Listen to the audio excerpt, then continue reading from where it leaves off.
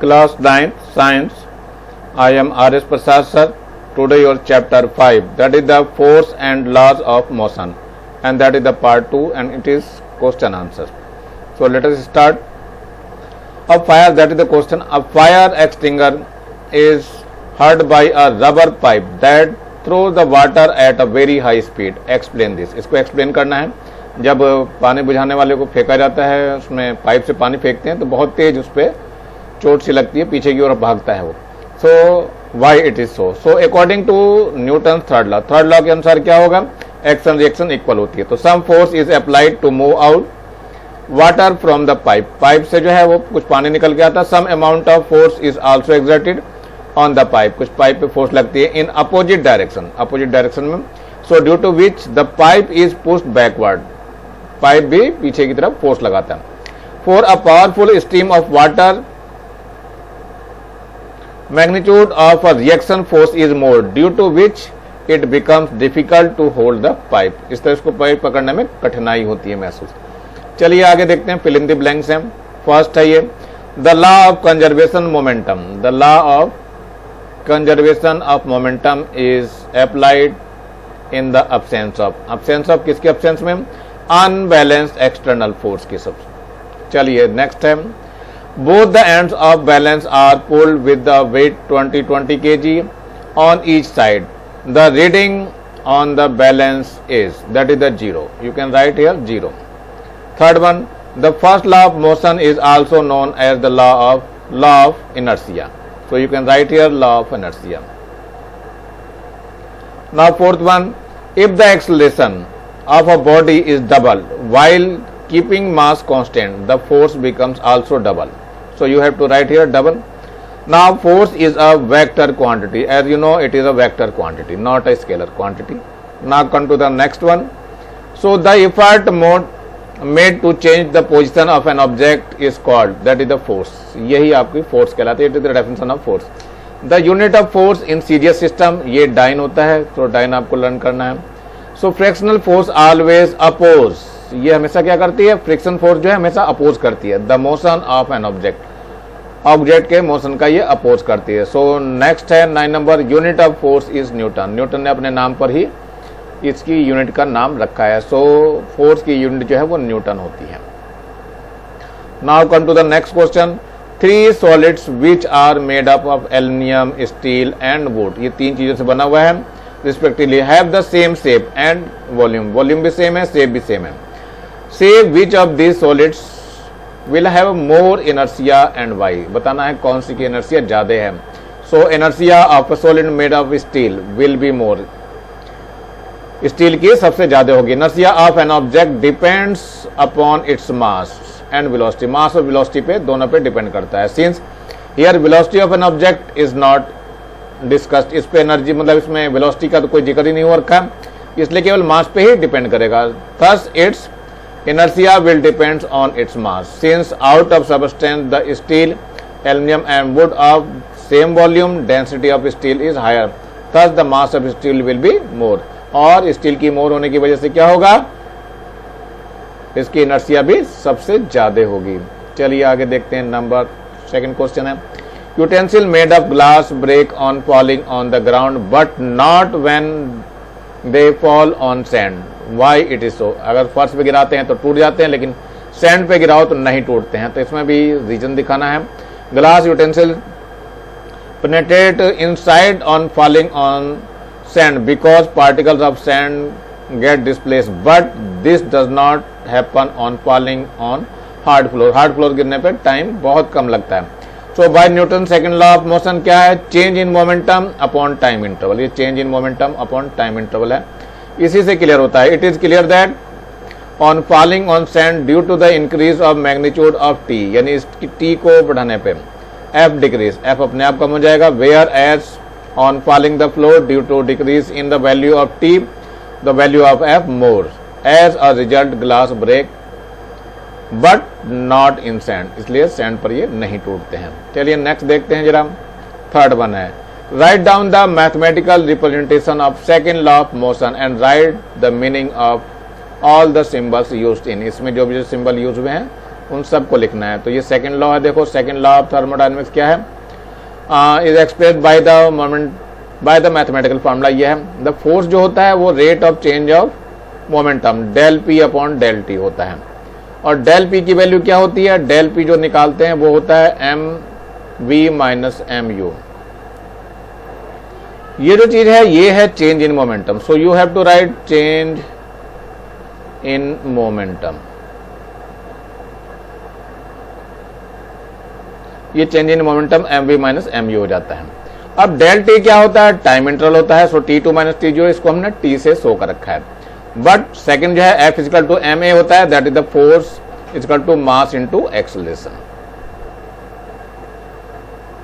Number 4, why does person get a backward push on using a gun. Gun चलाते समय पीछे की ओर झटका लगता है, क्यों लगता है वो बताना है। So according to Newton third law of motion, every action has an equal and opposite reaction.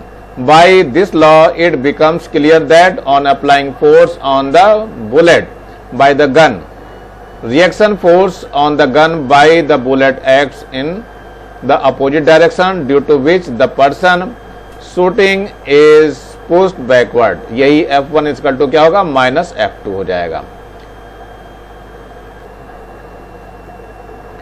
Why is the luggage kept on the roof of bus tied up with a rope? बस के ऊपर जो रखे जाते हैं सामान उसमें हम रस्सी से बांध के रखते हैं, क्यों रखते हैं, इसके वजह है। So according to the law of inertia, every object likes to stay in its initial condition, that is the oppose the change in this nature of object. So that is due to the inertia, sudden acceleration of the bus, or on applying the brakes the substances falls, therefore material are tied by a rope. जरा समझ लो क्या चीज है ये आपकी बस है। जैसे ही ड्राइवर यहां बैठा हुआ है, इसने जैसे ही ब्रेक मारे, ब्रेक मारते ही क्या होगा, ये सामान जो ऊपर रखे हुए हैं अगर ये बंधे हुए नहीं हो तो आगे की ओर भागने चालू हो जाएंगे। ये सारे सामान आगे की ओर गिर पड़ेंगे, इसलिए इसको क्या करते हैं, रोप से बांध करके रखते हैं जिससे ये गिरने ना पाए। या सडनली चला दिया जाएगा तो ये बैकवर्ड में जाकर के, अगर ये बस आगे को तेजी से चलती है तो ये सामान सब पीछे की ओर गिरने चालू हो जाते हैं, ब्रेक मारने पर आगे की ओर गिरते हैं। Now the next one, the proof that the momentum of two bodies is same then the velocity of lighter body will be more than the velocity of heavier body. ये बताना है आपको। सपोज कर दिया हमने, क्या सपोज किया, the two masses of object m1 and m2 respectively. m1 को हमने m2 से बड़ा मान लिया है, it is m1 is greater than m2, and v1 and v2 जो है इसकी वेलोसिटीज हैं। So according to the question, momentum of both is same, हमेशा मोमेंटम सेम होता है। So m1 v1 equal to m2 v2। So m1 upon m2 equal to क्या हो जाएगा, v2 अपॉन v1 हो जाएगा। सो m1 is greater than m2, thus v2 is greater then v1 होगा। That means क्या हुआ, velocity of lighter object will be मोर। ये हमेशा ध्यान रखना। नाउ सेवंथ क्वेश्चन देखिए क्या है, according to third law of motion, when we apply a force on a body the body applies equal and opposite force. ये थर्ड लॉ है। If that boy is a car standing aside a road, probably it will not get in motion on the application of a force by us. Our students ask that both the force are equal and the opposite, and hence they cancel each other. So expression your thought regarding this argument and tell why the car does not move in the opposite direction. ये बताना है आपको। So by Newton third law, equal to every action and opposite reaction acts on two different connected objects. So due to equal force and acting in opposite direction, it is not necessary that the object may move or remains stationary. So F A is equal to F B होगा with minus sign, ये minus sign oppose के कारण होता है, since F A is equal to M A, that means plus m1 a1 is equal to m2 a2 हो जाएगा with minus sign. So it is clear that the value of acceleration depends on the mass of object. So acceleration is higher, lighter object will be more, whereas the heavier will be less.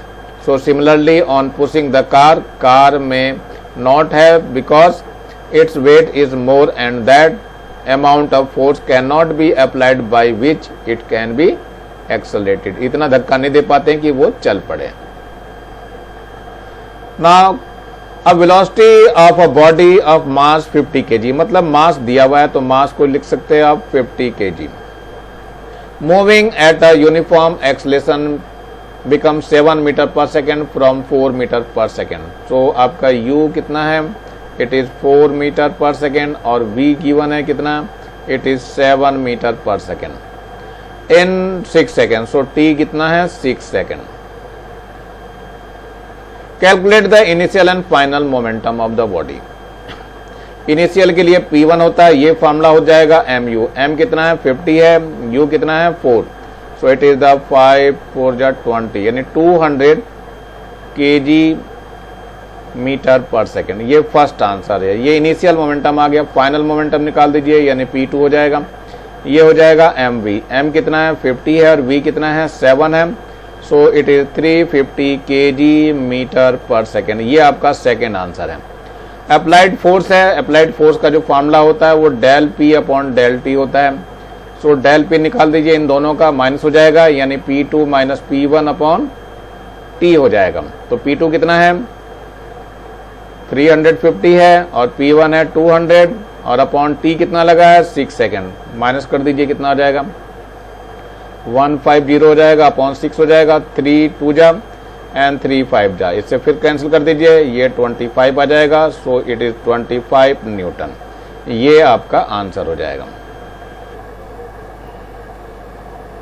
अब football and tennis ball are in a similar motion with the same velocity, both of them collide head on with each other and after some time they come to a stop.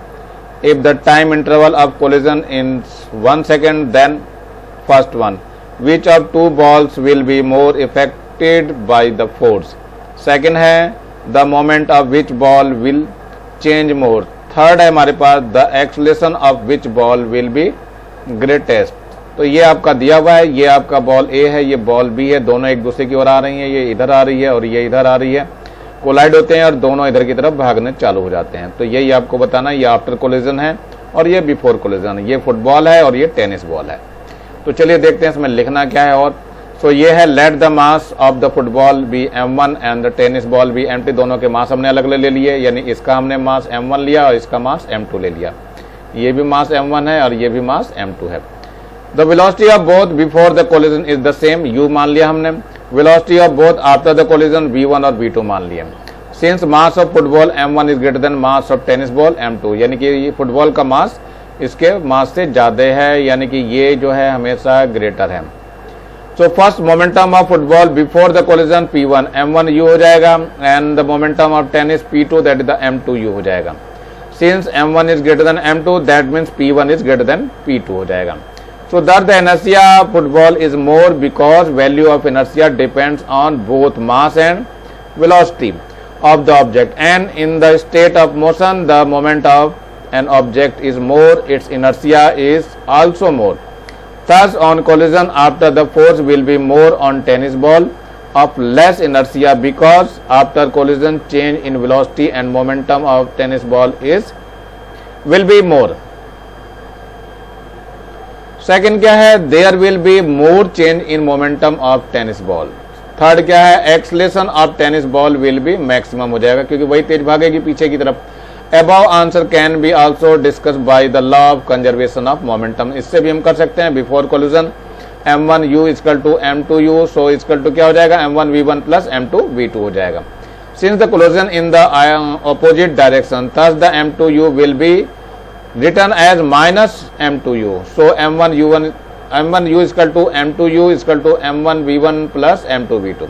क्या हो जाएगा ये, on left side by m1 u1 is greater than m2 u, so and due to collision there will be decrease in inertia of the football because tennis of less inertia is colliding it, thus m1 v1 is less than m1 u1 tennis, thus the sum more momentum of football changes to tennis, thus m2 will be cancelled out, so v2 is greater than u, so v2 is greater than u, thus the after collision velocity v2 is tennis increase by which its momentum m2 v2 and effect the force delta P2 upon T also increases. इस तरह से ये बढ़ जाएगा।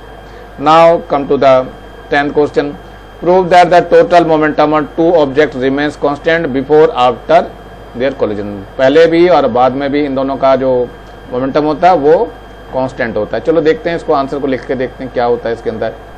Let two balls A and B whose masses MA and B are moving in a straight line with velocity UA and UB and no unbalanced force is applied on। इस पे कोई unbalanced force नहीं लगा रहे हैं। After time T, both balls are collide with each other and AB balls force FAB and the on ball BA ball FBA force is applied by this velocity A and B becomes VA and VB। देखो ये VB और VA, ये पहले शुरू में था UA से चल रहा था, ये MA था, ये MB जो था वो UB से चल रहा था, ये UB था दिया हुआ।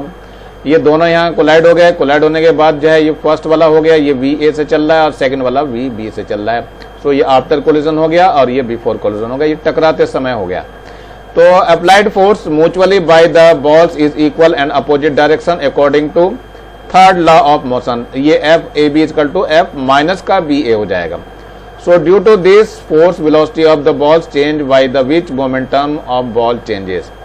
Thus according to second law of motion लगा दिया, force equal to rate of change in momentum.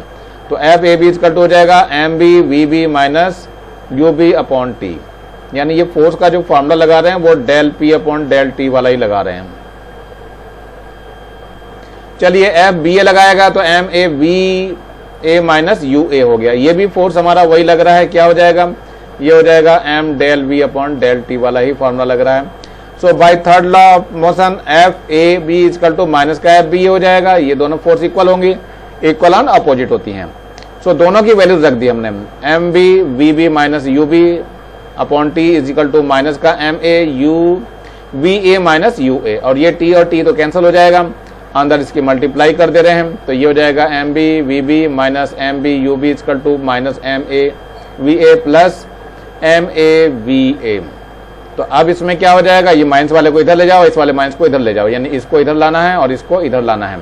तो ये MA VA plus MB VB हो गया और ये MA UA plus MB UB हो गया। यानी कि ये बिफोर कोलिजन और after collision both momentums are always equal, और यही हमें प्रूव करना था। तो ये प्रूव्ड हो गया है, इतना तक आप लोगों को करना पड़ेगा। चलते हैं नेक्स्ट ग्राफ में क्या कुछ चल रहा है ये भी जान लेते हैं। So the force time graph of a body of mass 3 kg, body का मास 3 kg is drawn in the following figure. Find the momentum of the body during the time interval 0 to 10 second. 0 से लेके 10 second तक का बताना है। तो 0 से ये 0 है आपका और ये 10 सेकंड है, मतलब यहां तक का बताना है आपको। चलिए देखते हैं क्या है। F इक्वल टू 0 है, टाइम T इक्वल टू 4 पे ये आपका फोर्स दिया हुआ है। यहाँ पे जो फोर्स दिखाई दे रहा है ये time T equal to 4 second, after 4 second force F becomes 10 newton, ये 10 न्यूटन है। So according to Newton second law of motion बताना है, फोर्स इक्वल टू क्या, rate of change in momentum. So final momentum minus initial momentum upon time interval. तो ये del P upon del T लिया है, तो P2 minus P1 upon T2 minus T1। तो ये 10 दे रखा, फोर्स तो हमारे पास मोमेंटम 10 आया हुआ है। सो F final momentum P2 minus 0 upon 4 हो गया है। तो 4 की इधर मल्टीप्लाई हो जाएगा, इस 4 की इधर मल्टीप्लाई हो जाएगी तो 40 हो जाएगा। So P2 equal to 40 kilogram metre per second आ जाएगा, जो कि आंसर हो जाएगा। तो ये आंसर आपका हो गया है, इतना ही इसमें से करना था। चलिए एक और क्वेश्चन है, write the definition and explanation of Newton's laws of motion with example. तो ये एग्जांपल के साथ तीनों लॉज के देने हैं आपको। क्या लिखना है, देखो न्यूटन फर्स्ट लॉ लेते हैं पहले। Newton first law of motion, a body at rest will remains at rest and a body in motion will continue in motion in a straight line with a uniform speed unless it is compelled by an external force to change its state of rest or uniform motion। यानी कोई चीज चलती रहेगी और रुकी है तो रुकी रहेगी, कब तक, जब तक कि उस पर कोई फोर्स हम अप्लाई ना करें। एग्जाम्पल दे रखा है, a ball is at a rest on a floor, it remains at a rest on applying force on it और पुशिंग इट स्टार्ट मूविंग। यानी कोई अगर गेंद छत पे रखी है तो वो रुकी ही रहेगी जब तक कि हम उस पर कोई फोर्स ना लगा दें। सेकंड लॉ देखो क्या है। So according to Newton second law of motion, the rate of change of momentum of an object is directly proportional to the unbalance force applied on it. जो फोर्स इस पे लगाई जा रही है उसके इक्वल होता है change in momentum, rate of change of momentum. Example दिखाया है, on applying the force on a moving ball in the direction of its motion its velocity increase, यानी इसकी डायरेक्शन में लगाते हैं तो इसकी वेलोसिटी बढ़ जाती है। थर्ड लॉ क्या है, to every action there is an equal and opposite reaction but action and the reaction acts on different bodies. Now example क्या है, when a bat hits a ball then at a time of hitting force is exerted on the ball and the ball also exert an equal force on the bat. तो ये example हैं, आप लोगों को करने हैं। ये आपका लेसन समाप्त हो रहा है। नीचे लाल रंग का बटन दिखाई दे रहा है, इसको दबा के सब्सक्राइब कर लेंगे और ज़्यादा से ज़्यादा बच्चों को शेयर करेंगे जिससे ज़्यादा बच्चों को फायदा हो सके, और मेरी वीडियो कम से कम लाइक करेंगे, कमेंट्स तो जरूर करेंगे चाहे जैसा भी लग रहा हो वीडियो आप लोगों को, और इसमें बेल आइकन को भी दबा लेंगे जिससे कि मैं वीडियो डालूं तो आप लोगों को सबसे पहले वीडियो मिल सके। Thank you, have a nice day. इसी के साथ मैं RS प्रसाद सर आज का वीडियो यहीं समाप्त करता हूँ।